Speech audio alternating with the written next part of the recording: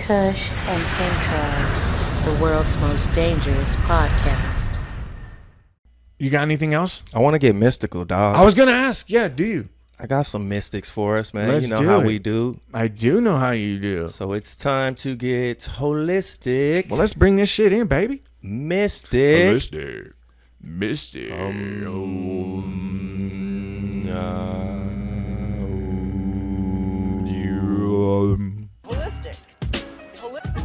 Holistic.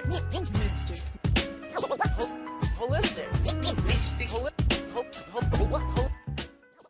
All right. So holistic mystic is really something that me and Emmett really love to do. And we didn't even know if like the feedback would be great for it, because sometimes we'd be like, boom, boom, topic. But people have been really like responding well to the holistic mystic. So we're going to make sure we keep bringing those to you. Shout out to JP. Yup. He specifically told me, because I told him, or he commented on the video you guys may have seen about the flax seeds and the chia seeds. And I said on that video, like, yo, this is my beginnings right here. And he said, nah, bro, you got to take it back even further. He was like, you can't tell people that may be eating McDonald's or fast food to pick up some chia seeds and expect that to work for them. And I was like, okay, you may be right. So what I decided to do was not only give you a little bit more of the backstory on how I started my health diet, but also give a little shout out to one of the most important components to me of anybody's diet is some good water, man. Yep. Emmett has spoken on this on the pod. I don't usually try to force people into my way, so I usually just give you information, but I live by the spring water, man, because it has the minerals in it. It's electric. It flows. It's alive. That's the main thing. When you're doing like distilled water or reverse osmosis, those waters can have a purpose, but for drinking, it can deplete you of those minerals, because what they say is water is always going to look for the minerals. So if you're drinking water that's dead or is lacking minerals, and then it's in your body, it's going to leach those minerals, you know. It can possibly. So I'm not a doctor. This is not health advice, you know, medical advice, I should say. This is just my personal thing. And I learned it from Dr. Sebi. So I have to go back to the root of it all. For me was Dr. Sebi.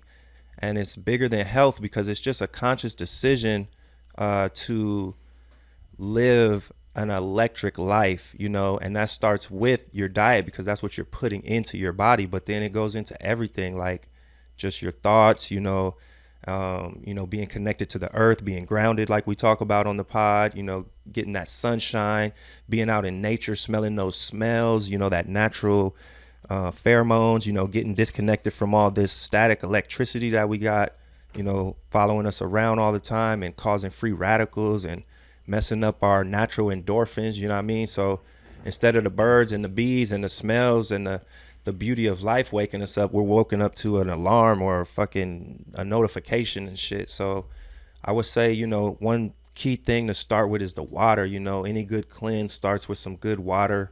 And I drink spring water because it's alive. And so that's a good way to go.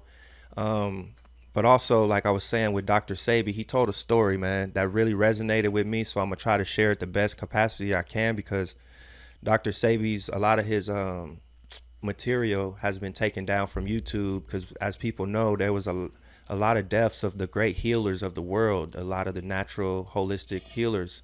For the last like 10 years, you know, a lot of them have been passing away naturally and unnaturally, and some questionably. Thank you.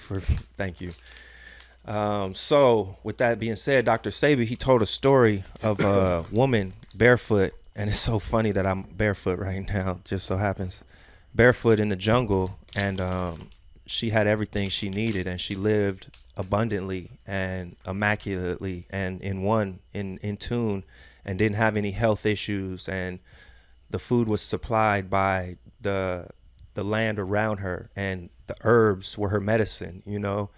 And this woman, when she comes in contact with, you know, people of the new world that we know, they make fun of her, and they say she's a savage, you know, she's barefoot, she's unclothed, you know, she's eating raw food, she doesn't cook her food, you know, all these things that we have come to think of as civilized. And so the story was to say, like, a lot of the natural way of life that we used to be accustomed to, and the natural muscle tone and the natural just virility that many nations adore still to this day, come from that woman in the jungle, with her connection to her higher power and her melanin and, the sun, and just being tapped in one. So what he found was in his life, on his journey, he had become like a 36-year-old impotent man. And it wasn't until he ran into a healer in Mexico that healed him with the herbs of the land. You know what I mean? And that's where, when I heard this story, and he tells it way better, it's like an hour, but I couldn't find it, man. Like I said, a lot of his stuff is not there anymore, but it lives in me. So Yeah, it was hard to find. I was so damn inspired by him, man. That I was trying to remember samples of him for the segment here when Desai was making the music. Yeah, there's still some stuff of him, but not this particular Not like there one. was a bunch though, back in the day. That's what there all was the a grid. comments be saying too. Like, man, who purged all this good information? But we know, yeah, they don't let any good stuff live that long on YouTube. Yeah. So yeah, man, when he found that healing modality and he shared it, and it resonated so much with me. So the basics is really just being conscious of what you put into your body. Like, that's the simplest I can say. 100%. Like, you have to, bro. Reading labels. read. There It's you a go. must. That's what I was And just learn. about to say. And Go learn to about the basics and learn about it. Don't just read the labels. Like, learn why you're doing these things. Like, my man said, the water's alive. What do you mean? Why is the water alive? Look it up. Research. What does he mean? Talk to it. Look up Dr. Emoto, and you could see what it is. Water is alive. It has memory. You're 70% water. It's the best thing you can do. And the waters that have the pH added to it, the water's not alive. It's doing nothing for you. There's no vibration, and everything is vibration. It has to vibrate with you. It has to resonate. There has to be a harmonic resonance. You brought up vegetables. Anything other, you were talking about how the woman eats raw.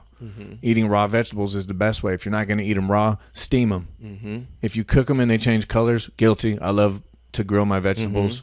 And even when you cook them lightly in oil. It's lowering some of the content, huh? Oil gets rid of 66% of the nutrients, bro. Man. And that's like, I love it like that. Me too. And I'm like, damn, bro. Yep. But so yeah, that's beautiful. Yeah. Eating it raw is the absolute best way to do it. Except, but real quick, I'm sorry.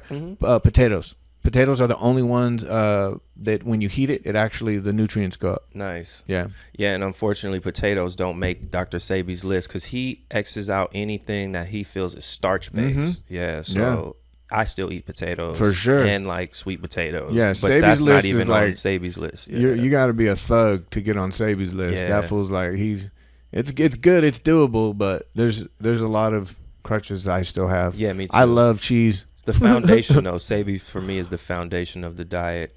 And you made a great point, though, about the water. Like, when something's added to it, is not the same. Because when we say alive, too, it's because this water was flowing. And I'm not saying that this water is without contamination either. I want to make that point clear, too. Because you can actually look up particular waters and what they have inside of them, and then make up the best determination for you and your family. Because even like the most pristine water here in California, up on Mount Shasta, has contamination. Right, but like we're talking like we vibration. covered on the podcast. Exactly. And I know. I just want to clarify for the sure. people. Yeah, man. Yeah. I'm not saying anything is without contamination. Yeah, we're talking vibration alive. And I know that sounds crazy, but everything has vibration, everything. And so the water 100% is alive, and then coming off those rocks. Yep. The rocks have the natural electrolytes Exactly. that they're putting in the water, the filtered water that kills the water.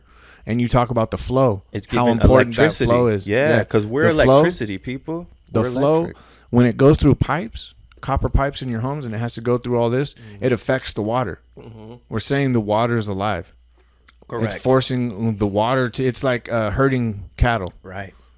It's uncomfortable for the water to be put in that position. It wants to flow naturally and do what it does. And So you eat grass-fed what you're beef, speaking right? is So Get your fresh flowing water. Grass-fed water. Right. Grass-fed water, buddy. That's great, And man. lastly, JP, I would just say on the simpler end, just one day at a time type stuff. So if it's fast food that's your thing, then maybe just start cutting down on the fast food. And I'm not speaking to you specifically now, JP. I'm just saying to anybody, that's the easiest way to do anything is don't think of it, I want to get where Buck's at, because like you just said, this was a journey for me over 10 years, like your question, called this conversation. So I would say one day at a time, like start small. Like I didn't start off not eating meat on day one. It was like, stop eating pork, then stop eating beef, so, and then if meat isn't even your thing you're trying to stop, then just try to eat better or whatever you're trying to do. Just do it one day at a time is what I would say.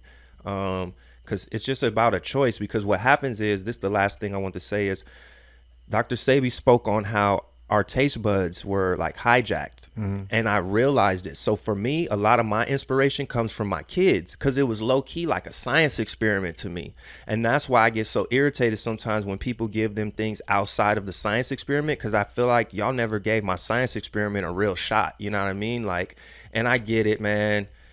People have their ideas of what childhood is supposed to look like. Right. But fuck, if they look up the ingredients of cotton candy and realize it's just fucking air and sugar is just as bad as cocaine, then it's like, yo, let me make the decisions on some of these things. Like, trust me on this, please. You know what I mean? Like, What they color it with, too. Exactly, to make it even worse, huh? Yeah. Like blue dye or blue 42 or For sure, bro. So long story short, man, yeah, it was really about my kids, man, because the decisions for me were happening slowly, just like most of us. I was slowly making changes. But then when I had kids, it was like, boop, I don't want to make any more bad examples for them. So let me see, if I eat good, will they eat good? And I'll be damned if they didn't, bro. Right. Other than, of course, like I said, some people input other things, and I got to be understanding, because everybody's at their different levels of where we're trying to go. So yeah, man, one day at a time, and then just find something that motivates you, and then just like he said, read those ingredients and just try to go with the purest, man. Like, it's not even just about organic too, because natural is actually better than organic. Natural means it just grows naturally in the wild. Organic means it's farmed, but they're not using pesticides. So really, people all make all this big hoodoo about organic. I would prefer it to be natural. You know what I mean? So that's another tidbit. So it's just like knowing these little phrases that they use, because they'll throw people off with these terms like plant-based and all these things, make you think it's healthy, but it got all this soy in it, or, for instance, So yeah, bro. I know I just set a grip, man, and I'm trying to make it simple. So let's just get back to the water. Spring water is a good start. I would say that people, the knowledge is really important, because what's going to happen is the more knowledge you have about what you're putting in your body, it's going to be really hard for you to eat that anymore. Like when you find out that red dye 40, which is in red vines, I love red vines. It's in a lot of products that are red.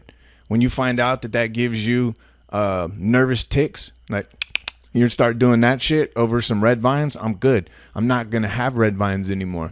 So the more you learn about these products and you realize, like, I don't want that shit in me. Right. And the more you learn in general, not just about health, I would say start studying all of these things, because when you start putting them all together, you start realizing, like with alchemy and with magic, then I start realizing, like, hey, the cleaner my system is, the more pure my manifestation powers are. So then there's an incentive. It's not any longer just like about being healthy. That's not the only incentive. Or your look. That's what most people think. Right. Yeah. There's other incentive there. Big facts. So that's my tidbit. No, I'm glad you made that point. So yeah, and get off refined sugar too. Refined sugar, like I said earlier, is just as bad as cocaine. Look it up, people. I'm not making this shit up. That's scientific. It's like one little thing off of cocaine when it comes to the addictiveness. So get off of refined sugar. There's many other sweeteners out there, like coconut sugar, agave, honey. We can keep going on and on and on, but you don't even have to use that white sugar. So I took a physiology course at LMU years ago, and the gateway drug, everyone's like, it's weed, sugar. I can imagine. Yeah, that's what they said. We give it in to kids. In the fucking course, in the physiology course. The gateway drug is sugar. The first thing that we are addicted to is sugar. Big facts. Everyone. And I was like, damn, bro. Everything. Yeah. Kush and Chemtrails, the world's most dangerous podcast.